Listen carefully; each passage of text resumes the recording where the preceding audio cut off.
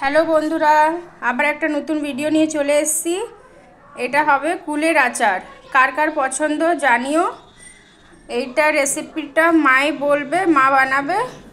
না মা বলো। ভালো কুলটাকে প্রথমে ধুয়ে নিলাম, তারপরে এরকম করে সারি সারি রোদে দেবো।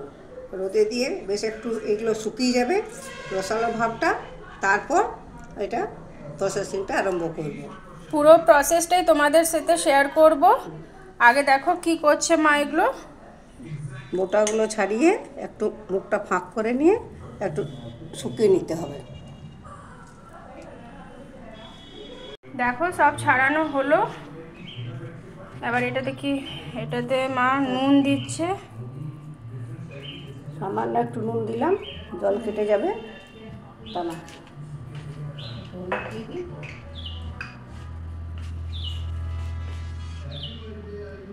হলুদ দিল।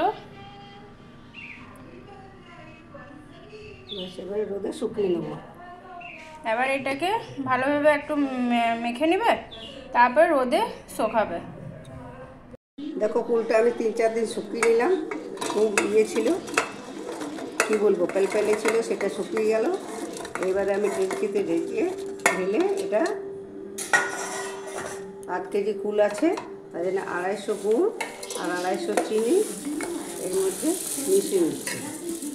এটা ভালো করে একটু জল দিয়ে মেখে নেব, তারপর আগুনে ফোটাবো, তারপর রসালো হোক তোমাদেরকে দেখাবো পরে। দেখো চিনিটা গলার জন্য বা গুড়টা গলার জন্য একটু আমি জল দিয়ে দিলাম। এবার এগুলোকে ভালো করে মেখে নিলাম।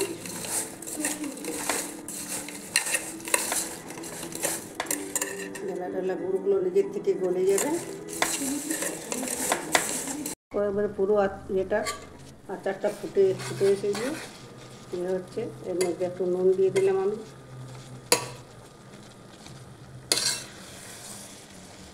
আর একটু ফুটবে, তারপর কমপ্লিট হবে।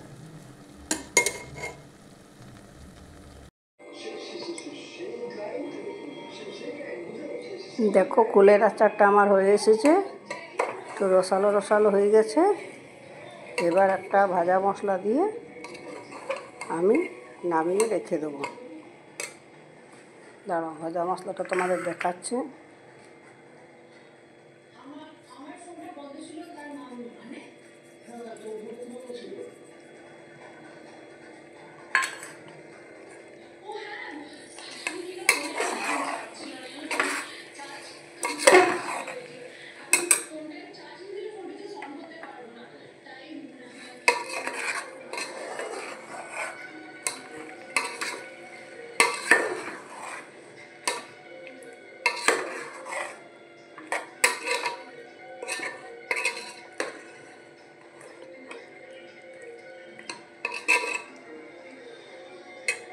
দেখো খেতে খুব টেস্টি হবে, ভালো হয়েছে।